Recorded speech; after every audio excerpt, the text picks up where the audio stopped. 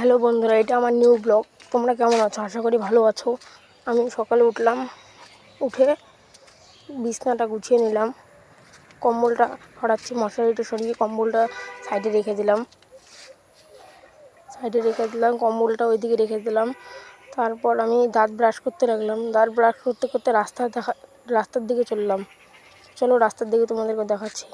দেখো, রাস্তাটা কালকে রাত্রে আমাদের এদিকে বৃষ্টি হয়েছিল, তো সব ভিজে গিয়েছে। আমাদের পাশে একটা বাগান আছে, দেখো কত সুন্দর গাছপালা। আমি এখন মুখটা ধুয়ে নিই, কলের পাড়ে গিয়ে মুখটা ধুয়ে নিলাম আমি।